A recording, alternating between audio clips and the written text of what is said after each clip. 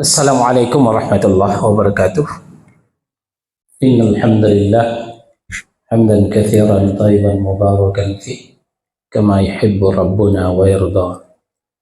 Asyhadu an la ilaha illallah wahdahu la syarika lah wa asyhadu anna Muhammadan abduhu wa rasuluh.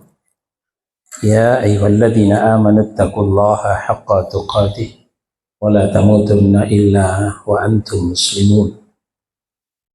يا أيها الناس اتقوا ربكم الذي خلقكم من نفس واحدة وخلق منها زوجها وبث منهما رجالا كثيرا ونساء واتقوا الله الذي تساءلون به والأرحام إن الله كان عليكم رقيبا يا أيها الذين آمنوا اتقوا الله وقولوا قولا سديدا يصلح لكم أعمالكم ويغفر لكم ذنوبكم ومن يطع الله ورسوله فقد فاز فوزا عظيما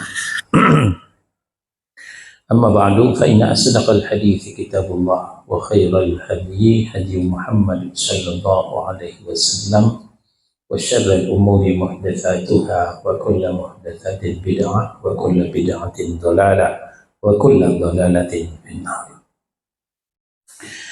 Kita lanjutkan kembali syarat syahadat yang kedua, Muhammadur Rasulullah. Kita di halaman 68. Dari ke-6 syarat kita sudah sampaikan. Pertama, mengakui dalam hati dan meyakini tentang kerasulan Muhammad sallallahu alaihi wasallam. Yang kedua, mengucapkan dengan lidah, wa asyhadu anna Muhammadar Rasulullah. Yang ketiga, mengamalkan dengan anggota dengan cara melaksanakan perintah, meninggalkan larangan. Ini sudah kita bahas Senin pekan lalu. Kita lanjutkan syarat yang keempat, membenarkan semua yang dikhabarkannya, ya, membenarkan semua yang dikhabarkan oleh Rasulullah Shallallahu Alaihi Wasallam. Kenapa kita harus membenarkan? Karena semua yang disampaikannya itu nggak ada yang bohong. Semua yang disampaikan Rasul itu nggak ada yang dusta. Semuanya benar. Kenapa? Karena yang disampaikan itu adalah wahyu. Ya, itu ada di An-Najm surah yang 53 ayat 3 dan 4. Allah mengatakan, "Wa ma yantiqu 'anil hawa in huwa illa wahyu yuha." An-Najm surah 53 ayat 3 dan 4. Kata Allah Subhanahu wa taala, "Wa ma yantiqu 'anil hawa." Rasul itu tidak pernah berkata berdasarkan hawa nafsunya, kepentingannya, tidak. In huwa illa wahyu yuha. Di ayat 4-nya, melainkan yang disampaikannya itu adalah wahyu yang diwahyukan kepadanya. Nah, maka ketika kita meragukan, apalagi mendustakan yang disampaikan Rasul, itu sama saja kita meragukan dan mendustakan apa yang dikatakan Allah Subhanahu wa taala. Karena semuanya adalah wahyu. Bedanya wahyu yang di dalam Al-Qur'an redaksinya langsung dari Allah, sementara wahyu yang ada dalam hadis itu redaksinya dari Nabi Shallallahu Alaihi Wasallam. Cuman perbedaan redaksi saja. Namun kesemuanya itu dalam wahyu yang sama-sama datang dari Allah Subhanahu wa taala. Nah, lalu kemudian kabar dari Nabi Shallallahu Alaihi Wasallam bisa kita klasifikasi.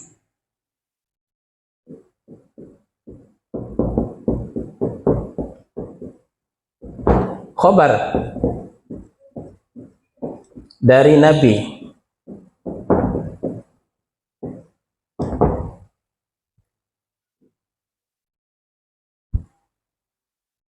Pertama, yang sudah berlalu.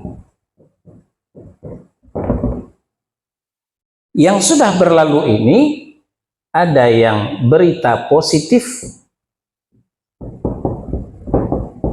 ada berita negatif. Negatif bukan berarti bohong ya.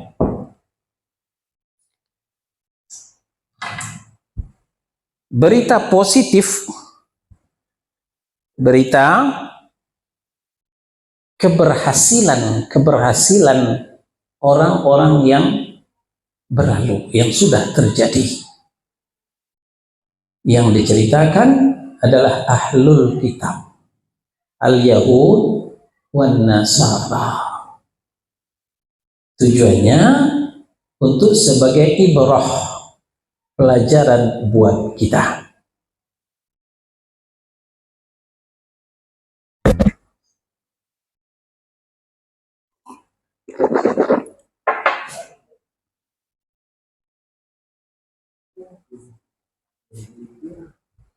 Di bawah aja, di bawah aja. Nah.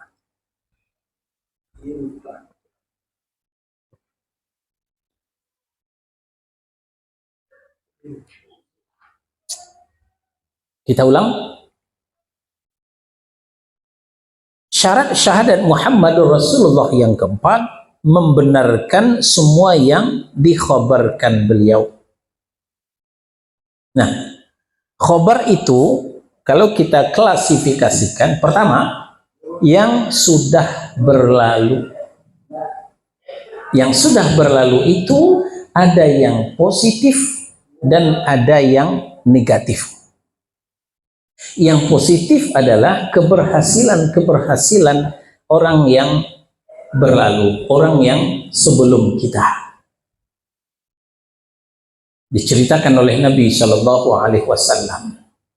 Cerita ini diabadikan oleh Imam Al-Bukhari dalam Sahihnya, di mana orang-orang soleh ketika dia bermunajat kepada Allah, bertawassul dengan kesolehannya, ternyata tawassulnya berhasil.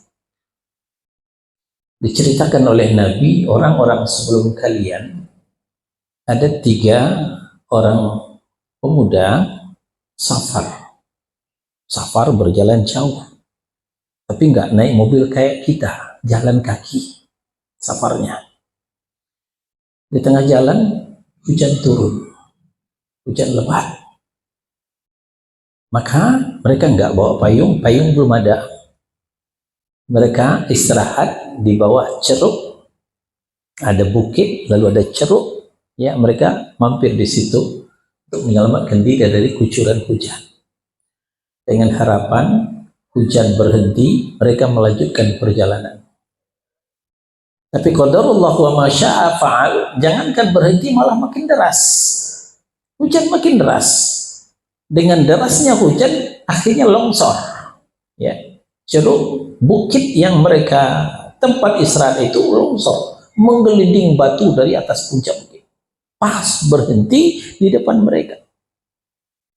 Mereka terperangkap. Mereka nggak bisa keluar. Lama-lama perbekalan habis. Terasa lapar, terasa haus, keluar nggak bisa. Gimana? Maka ketika itulah muncul inspirasi. Berbekatalah satu di antara mereka. Saudara-saudara, kita bertiga, betul. Tapi jangan lupa ada yang keempat. Siapa? Allah Subhanahu wa ta'ala. Sekarang tidak ada yang akan menolong diri kita kecuali hanya Allah. Bagaimana caranya? Berdoalah kepada Allah. Berdoalah kalian kepada Allah, bertawassul dengan ibadah kalian sendiri.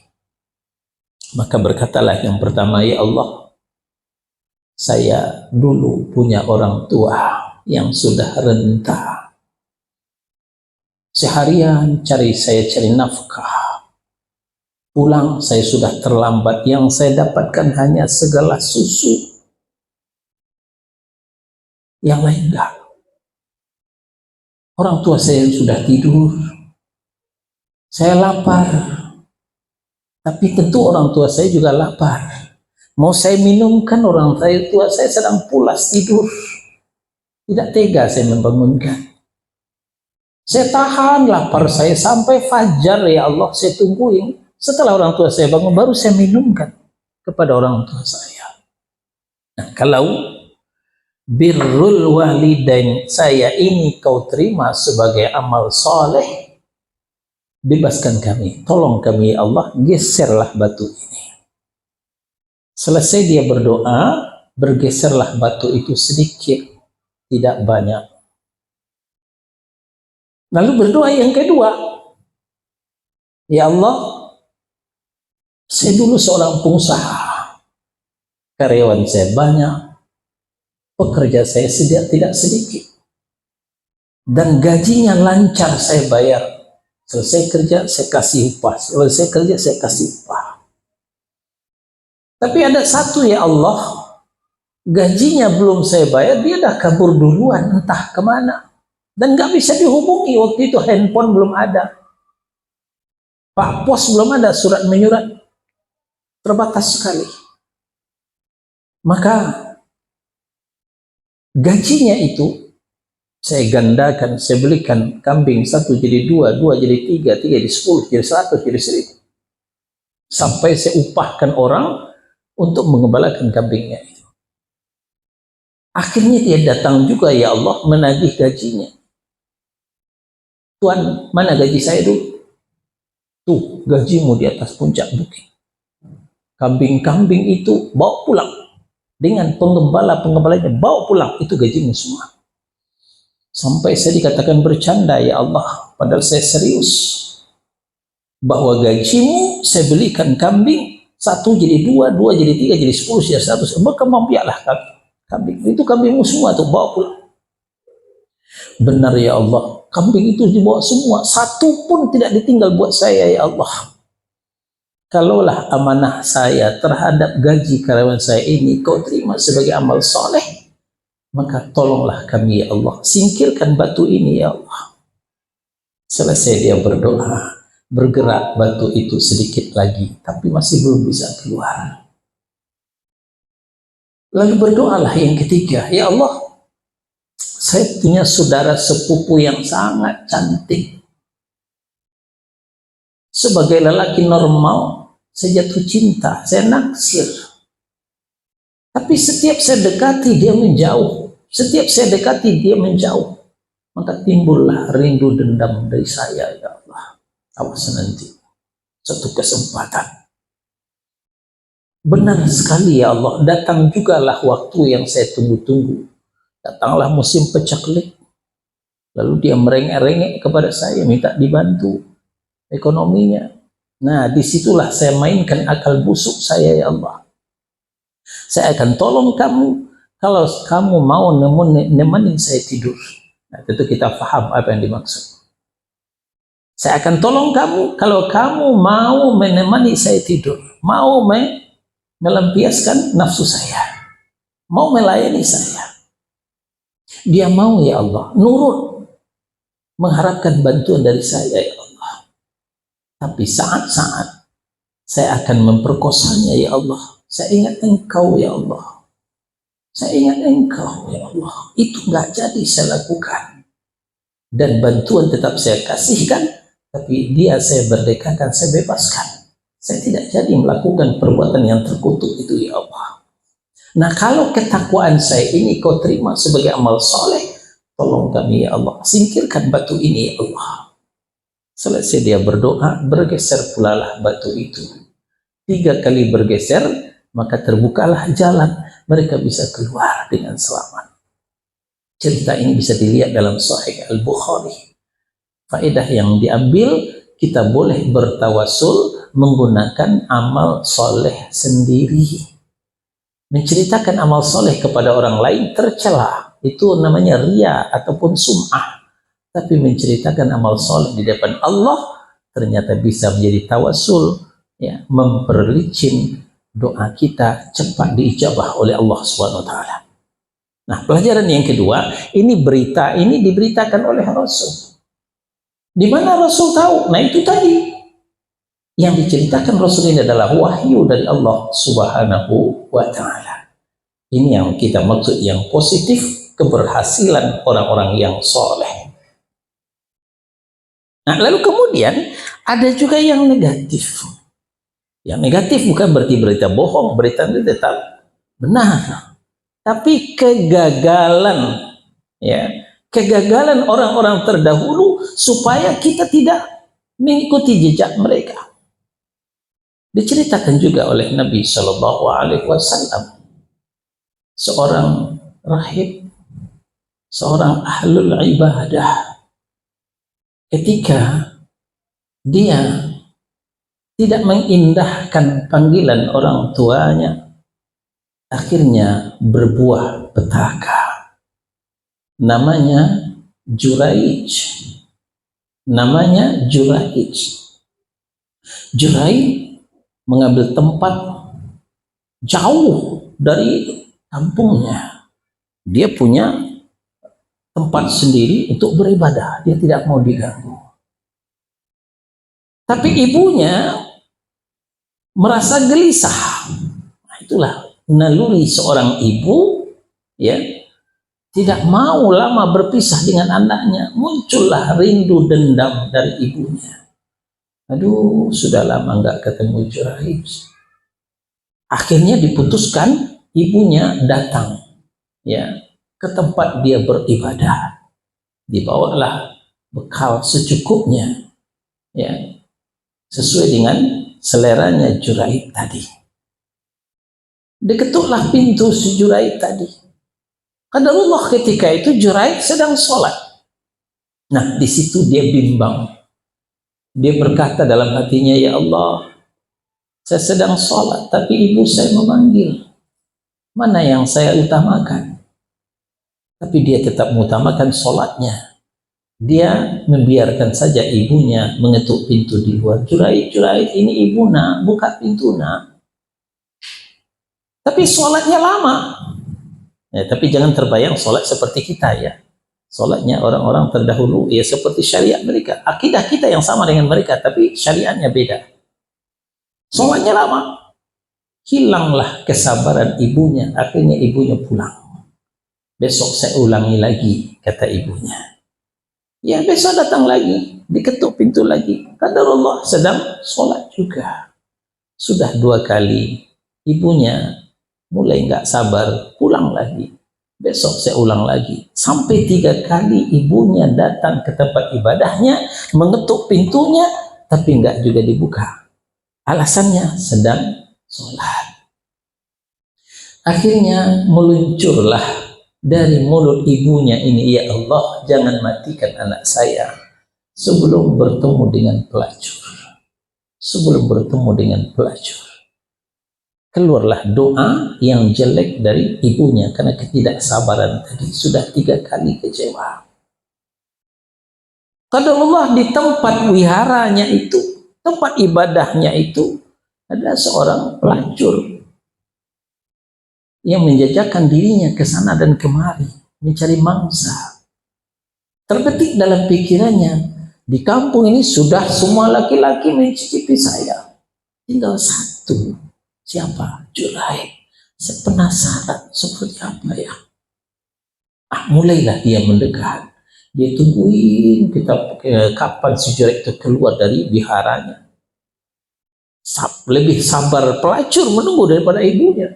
Nah, ketika keluar maka terjadilah perbincangan, saya numpang di wiharamu. Ada syarat, jangan ganggu saya. Kata, iya, saya nggak bakal ganggu. Nah, maka numpanglah dia di wihara tadi. Semalam, 2 malam, 3 malam, ditungguin, digoda, dirayu. Juraij tidak bergeming.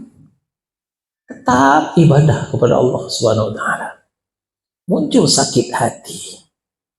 Nah, maka akhirnya dia keluar dari wihara tadi, si pelacur ini, dan dia cari pasangan dari yang lain. Qadarullah dapat dia tukang gembala kambing. Tidak lama kemudian hamil dia dengan tukang gembala kambing ini. Nah, di situ dia memulai memainkan fitnah busuknya. Dia nyanyi kemana-mana, cerita kemana-mana, kepala kampung, pemuka masyarakat, kalian tahu nggak, si Sujurait yang sok-sok alim, sok-sok suci, itu nggak benar, itu pembohong, kalian ini perut saya, dia yang ngerjain. Yang benar, iya, kata si pelacur ini. Mulailah kepala kampung ini termakan isu jahat daripada pelacur ini. Akhirnya serentaklah orang di kampung tadi meruntuh tempat ibadahnya tadi, dan Sujuritnya ditangkap, dihajar sampai babak belur. Akhirnya disuruh ngaku, tapi Jurait tak mau ngaku. Sekarang begini saja, gimana? Kita temui anak itu, kita tanya siapa ayahnya sebenarnya. Yang benar, masa anak kecil bisa bicara? Lihat saja nanti. Maka orang ramai-ramai pergi ke tempat pelacur tadi, lihat anaknya. Jurait memerintahkan, wahai anak kecil, berbicaralah siapa ayahmu sebenarnya. Dengan lantang, bayi yang masih merah, masih dalam ayunan, ayah saya bukan Jurait, ayah saya adalah penggembala kambing. Akhirnya masyarakat tadi malu kepada Jurait, ya, mau mengganti lagi wiharanya tadi. Apa pelajaran yang bisa kita ambil? Pertama, inilah berita dari Rasulullah SAW. Hadisnya sahih dan wajib kita mempercayainya. Yang kedua, begitulah dahsyatnya doa orang tua. Ketika doanya yang baik diijabah, ketika doanya jelek juga diijabah. Jadi hati-hati seorang anak, jangan pernah mengecewakan orang tua. Ketika sholat saja, ya qadarullah, sholat ini bukan sholat wajib, tapi sholat sunnah. Maka ketika sholat sunnah, ketika ibu memanggil, ayah memanggil, wajib kita mengijabah panggilan ayah, batalkan sholat itu. Yang tidak boleh ketika sholat wajib, nah itu nggak boleh diputus. Ya, sholat wajib di masjid ya, nggak di rumah. Di rumah sholat sunnah biasanya. Itu berita yang sudah berlalu. Nah, kemudian yang kedua, yang sudah berlalu, yang sudah terjadi. Yang kedua, yang akan terjadi.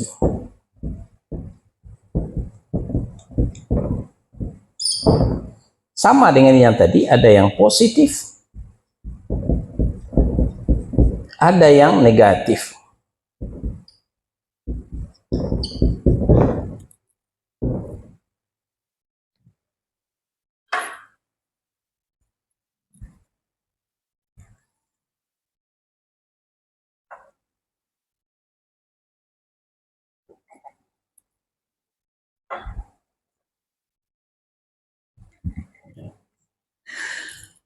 Kita mulai dari yang negatif dulu. Berita yang pernah disampaikan Rasulullah SAW dalam hadisnya yang sahih, akan datang waktunya, sayati zamanun, kata Nabi, akan datang waktunya di mana kalian seperti hidangan di meja makan. Orang-orang akan datang mengeroyok kalian. Ditanya oleh sahabat, apakah ketika itu jumlah kami sedikit ya Rasul? Tidak, jumlah kalian malah banyak, tapi seperti buih di lautan. Ada tapi tidak berdaya, ada tapi tidak berguna. Maka habis dihempaskan oleh gelombang setiap petang dan pagi. Ini pernah disampaikan Nabi. Sekarang sudah mulai kita rasakan.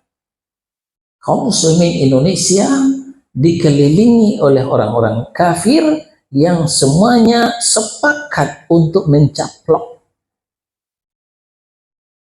Yahudi bertekad mau meyahudikan kaum muslimin Indonesia. Ya, kita bicara Indonesia dulu. Ya. Di mana mereka membujuk dan merayu membuka kedutaan di Republik tercinta ini.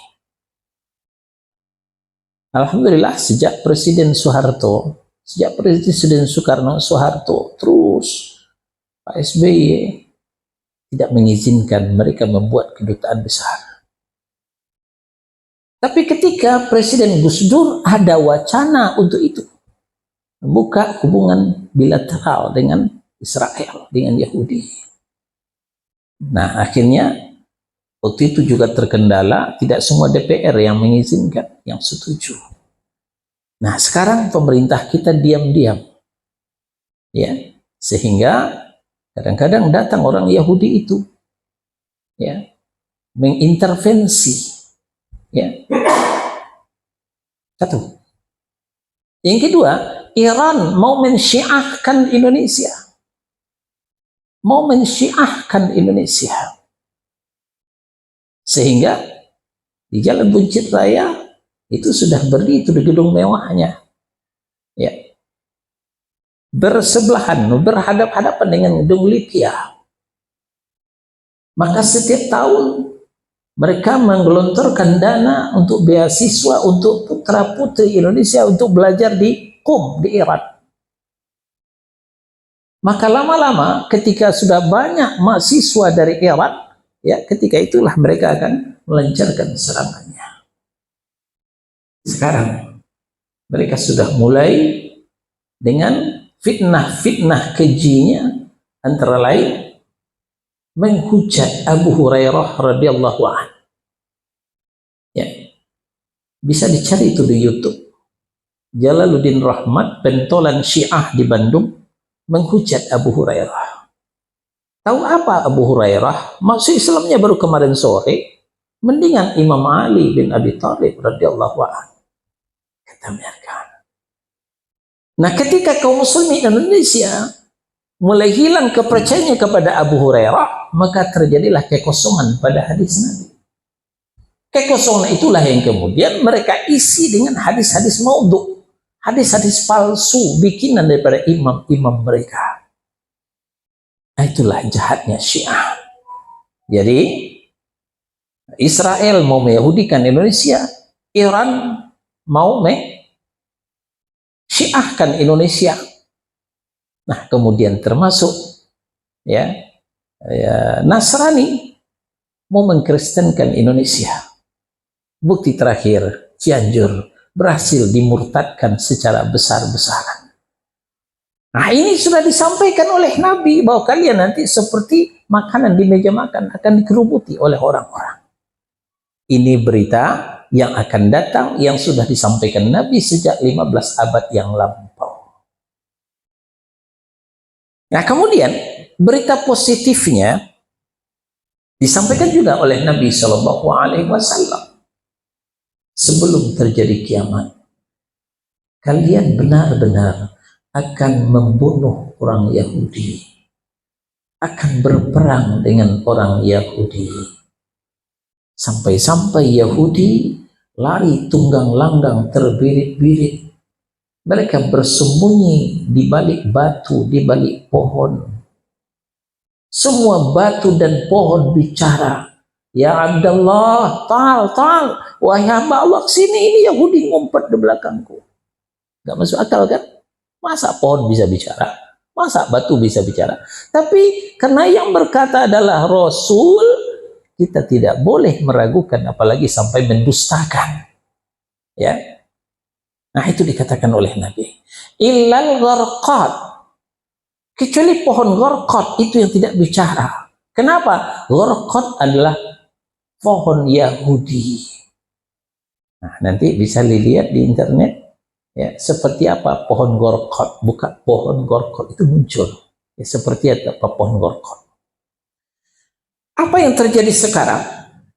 Se-Yahudi-Yahudinya Yahudi percaya dengan hadis ini. Maka dia berlomba-lomba menanam pohon gharqad ini di Syam. di Israel sekarang. Saya tahun 2012 alhamdulillah berkesempatan ke Israel, ke Baitul Maqdis. Saya melihat dari dekat seperti apa pohon Qorqod itu, pohonnya berduri-duri. Nah, mereka berlomba-lomba menanam pohon Qorqod itu. Kalau nanti benar apa yang disampaikan Muhammad, mereka orang-orang Islam akan memerangi kita bersembunyi di balik pohon Qorqod. Nah, faedah yang kita ambil, ini berita yang akan terjadi, bahwa kaum muslimin akhirnya menang. Kapan itu? Ketika akidahnya sudah bersih daripada kesyirikan. Nah, jadi bagaimana kita mencocokkan cerita ini dengan Al-Quran? Dalam Al-Quran Allah bicara, innallaha la yughayyiru ma biqaumin hatta yughayyiru ma bi anfusihim. Surat berapa ayat berapa, Mas? Surat berapa ayat berapa? Innallaha la yughayyiru ma biqaumin hatta yughayyiru ma bi anfusihim. Lupa? Nggak ingat? Oh, belum ya? Itu ada di Ar-Ra'd. Nah, ayatnya saya lupa. Sesungguhnya Allah tidak akan merubah nasib suatu kaum sehingga kaum itu sendiri yang merubahnya. Sekarang kita menjadi bulan-bulanan Yahudi. Apakah kita bisa memerangi Yahudi sekarang? Belum. Kenapa? Akidah kita masih berlumuran syirik. Maka Yahudi tidak bisa dihadapi dengan tangan kosong tanpa pertolongan Allah Subhanahu wa taala. Aina Allah? Di mana Allah? Mata Nasrullah. Kapan datangnya pertolongan Allah? Pertolongan Allah akan turun ketika akidah sudah bersih dari syirik. Ya ayyuhalladzina amanu in tansurullah yansurkum wa yutsabbit aqdamakum.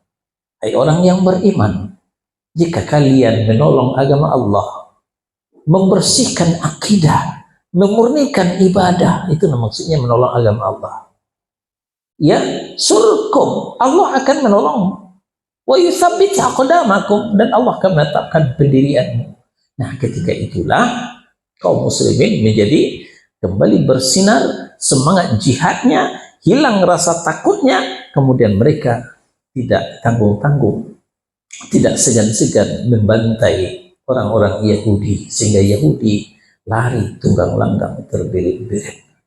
Nah, jadi melawan orang kafir tidak bisa dengan politik, tidak bisa dengan tangan kosong, tapi dengan apa? Dengan memurnikan akidah. Nah, ini yang diceritakan Nabi yang akan terjadi.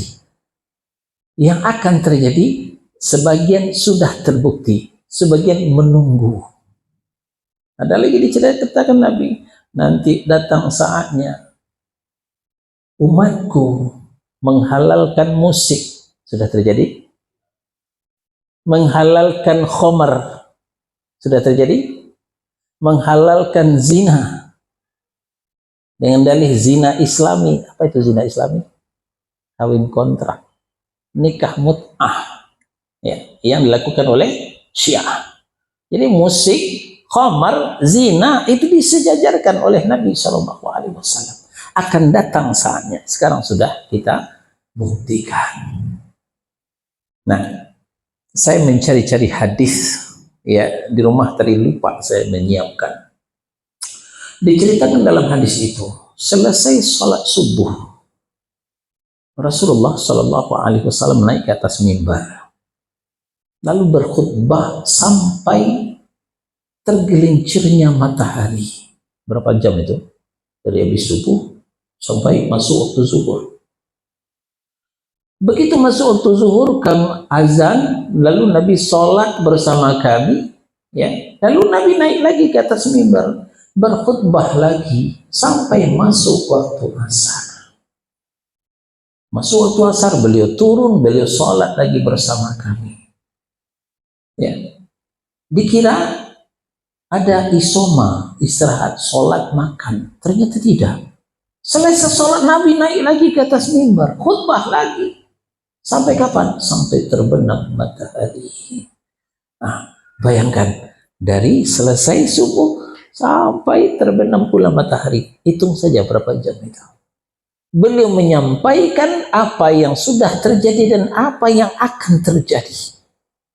Menghafallah orang yang menghafalnya, lupalah orang yang lupa. Insya Allah mudah-mudahan saya ingat, pekan depan saya bawakan hadisnya. Ya.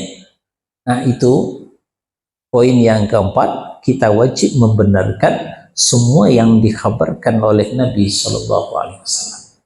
Nah yang diberitakan Nabi Shallallahu Alaihi Wasallam ada yang sudah pernah terjadi, ada yang sedang terjadi sekarang, dan ada yang akan terjadi. Nah ini bermacam ragam, banyak sekali hadis-hadis, sehingga Ustaz Abdul Hakim bin Amir Abdan menulis sebuah kitab yang berjudul akan sudah datang saatnya, sudah tiba saatnya. Jadi yang dikatakan Nabi itu sudah mulai bermunculan. Ya, ada lagi dikatakan Nabi, ya, sayati zamanun, akan datang masanya, ya. Kata Nabi, kalian akan mengikuti orang-orang sebelum kalian, ya. Kalian akan mengikuti orang-orang sebelum kalian. Lau dakhalu juhra dab, walaupun mereka masuk ke lubang dab, la dakhaltumuh, kalian akan mengikut juga. Nah itulah yang sudah dikatakan Nabi, kita ngikut orang Yahudi, kita ngikut orang Nasrani pada hari ini. Ya, yang kita sebut dengan tasyabbuh, menyerupai mereka, itu sudah disampaikan oleh Nabi. Nah, jadi banyak hal yang sudah disampaikan oleh Nabi Sallallahu Alaihi Wasallam. Dikatakan juga oleh Nabi, sebelum datang kiamat akan bermunculan gelombang fitnah seperti gelapnya malam yang gelap gulita, sehingga apa yang terjadi, wa yusbihu mu'minan wa yumsi kafiran, ada orang paginya masih beriman tapi sorenya sudah kafir. Wa yumsi mu'minan wa yusbihu kafiran, ada yang sorenya masih beriman tapi paginya sudah kafir. Kenapa? Termakan syubhat. Yang antara syubhat apa? Indramayu, tanah suci. Haji nggak perlu ke Mekah, cukup ke Indramayu saja. Iya juga ya. Nah, ketika iya juga ya, sudah selesai. Ya, karena Allah Subhanahu wa taala, begitu juga Nabi-Nya Shallallahu Alaihi Wasallam mensyariatkan ibadah haji itu cuma ke Mekah. Tidak ada ke tempat lain. Tidak ada ke tempat lain. Nah, begitu juga syubhat, semua agama benar, jangan pernah mengklaim Islam paling benar. Itu yang mengatakan orang alumni Gontor juga. Mau apa kita? Orang alumni pesantren. Nah, ketika kita termakan syubhatnya, selesailah sudah. Kita bisa keluar dari Islam, ya, karena kita telah mendustakan apa yang dibawa oleh Rasulullah Shallallahu Alaihi Wasallam. Ya, barangkali ini yang bisa kita sampaikan di poin yang keempat. Insya Allah pekan depan dan kita lanjutkan poin yang kelima, bahwa syarat syahadat Muhammadur Rasulullah yang kelima, mencintai Rasul. Apakah mencintai itu mengadakan maulid? Ya, pekan depan kita selesaikan. Silahkan yang mau bertanya.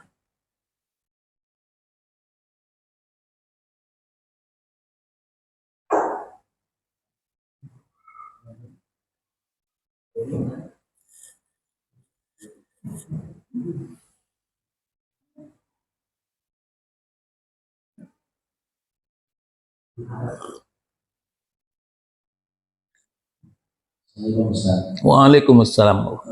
Sama Mami bertanya tentang beberapa materi kita ini. Ini tentang pengertian dalil gitu kan. Saya ingin tahu bahasa tadi Ustaz. Ya. Dalil itu artinya landasan. Ketika orang berdebat, argumentasi.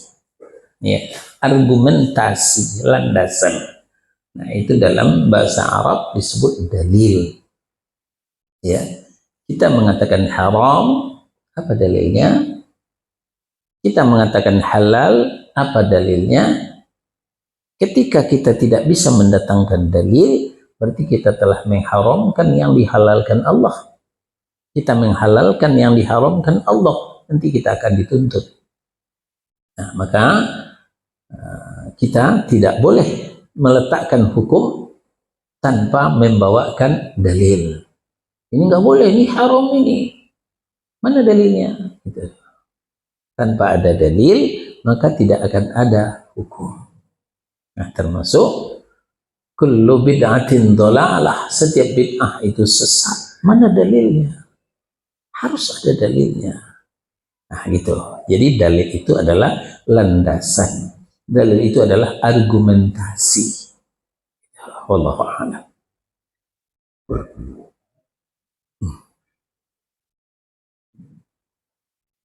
Assalamualaikum Ustaz. Waalaikumsalam warahmatullahi wabarakatuh. Tentang kabar dari Nabi itu kan yang positif dan negatif. Kebetulan itu yang positif itu yang dikabarkan itu terjadinya sama kita, kejadiannya masih kita melakukan itu Ustaz.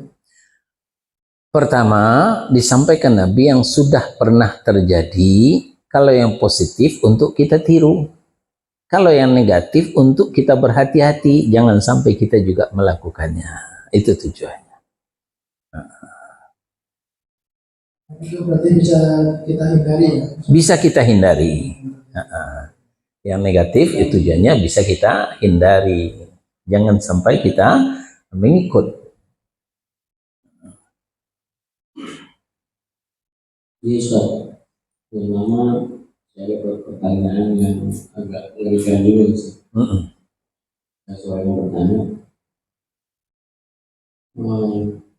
ketika banyak orang yang apa sih namanya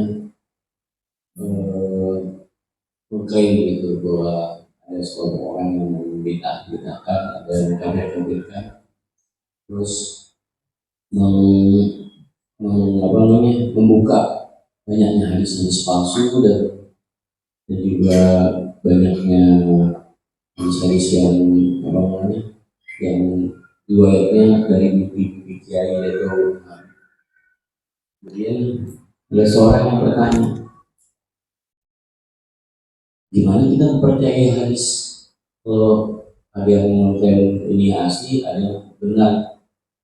Sebenarnya itu pertanyaan mudah, Ustaz. Cuman saya saking sedihnya saya nggak bisa jawab. Kok bisa ada pertanyaan keluar dari sampai kayaknya kalau gitu kita nggak usah percaya hadis aja.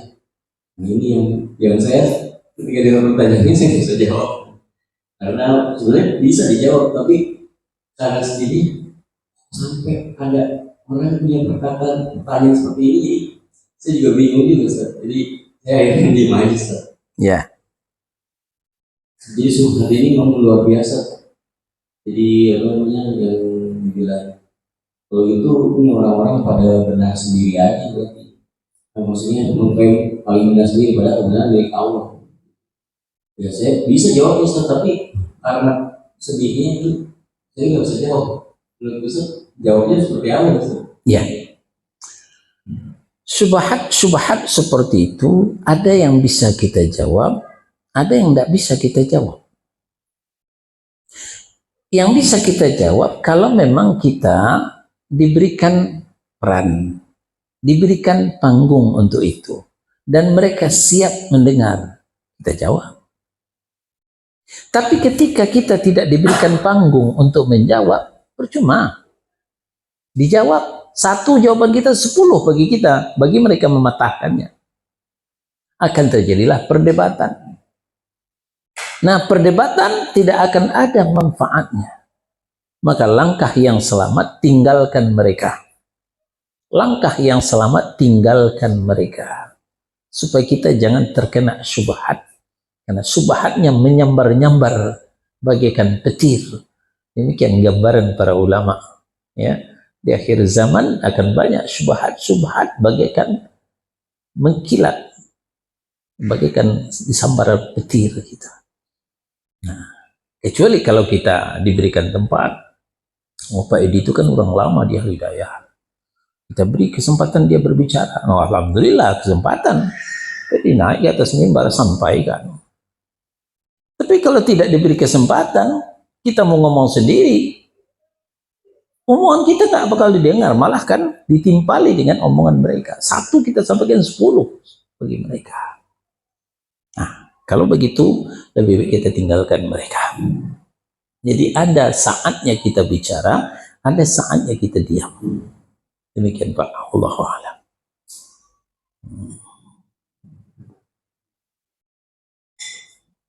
Ya Pak Ustaz, saya mau tanya satu lagi, ini juga materi kita juga hari ini. Teman saya kan ada seorang nelayan gitu kan, dia kan pernah ikan di laut gitu kan. Jadi dia itu kan punya kapal nggak terlalu besar gitu kan. Jadi ketika masuk waktu sholat, yang namanya gelombang tinggi nggak bisa sholat dalam keadaan berdiri. Sementara dia kan nggak ada unsur fisik gitu kan, cuman kalau berdiri kan goyang. Terus dia sholat dalam keadaan duduk, itu bagaimana itu bikin hukumnya Ustaz? Saya ingin penjelasan. Ya, ini pertanyaan di luar materi. Ya, pertanyaan di luar materi kita pending di akhir acara. Ya, kita skala prioritas pertanyaan sesuai dengan materi yang kita bahas. Kecuali sudah ada, tidak ada lagi pertanyaan, baru kita jawab nanti insya Allah. Terima kasih Ustaz. Yang sesuai materi silakan.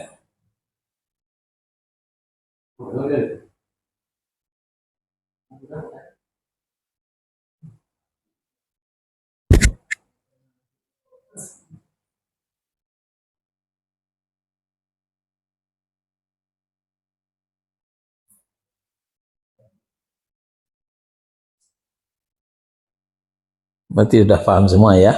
Nah, kita jawab pertanyaan yang di luar materi.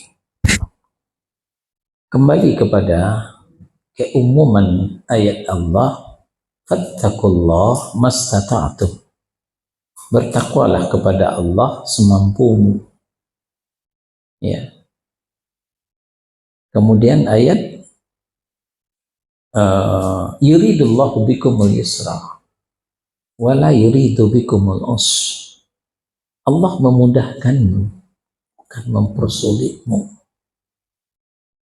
Jadi kasus yang seperti itu tidak bisa sholat berdiri, bisa sholat duduk. Sholat duduk itu bukan hanya untuk orang sakit, termasuk sholat di atas kendaraan. Kalau Nabi sholat di atas onta, duduk di atas onta, tidak mungkin berdiri di atas onta. Kita sholat di atas pesawat. Kita ke Makkah 9 jam. Jangan coba-coba berdiri. Ya. Duduk saja harus pakai ya pengaman seperti itu. Ya, tidak akan dibolehkan kita berdiri. Jadi itulah kelonggaran syariat, ya. Fleksibelnya syariat. Jadi syariat itu tidak kaku. Syariat itu tidak kaku, fleksibel sekali. Bagaimana bisanya? Tidak bisa berdiri, duduk. Tidak bisa duduk, berbaring. Walaupun nggak sakit, nggak apa-apa berbaring. Kalau memang sikonnya tidak memungkinkan. Demikian, Allahu a'lam. Kalau arah kiblatnya? Arah kiblatnya cukup takbiratul ihram. Setelah takbiratul ihram silakan mutar-mutar, nggak masalah. Kemana kapal itu mutar, ikutin aja, nggak usah mutar-mutar pula sholat. Ya, jadi takbiratul ihram saja kita usahakan menghadap kiblat. Itu pun yang kita yakini. Ya, kalau kita tidak tahu, ya mana yang yakin saja. Itu. Ya, saya sebelum ngelihat itu, saya sholatnya hadap situ dulu. Udah ngelihat itu, oh ternyata ke pojok, baru saya rubah. Nah, Kata Ustaz tadi kan, kalau kita mau dapat kemenangan, tahun Allah tidak juga benar. ya, Yang setahu saya di dunia sekarang ini yang nggak pernah kalah itu kan Taliban. Apa dia termasuk kelompok yang kami itu benar? jauh jauh tak tahu ya. Iya, iya, iya, iya. Nah, kita perlu role model nih.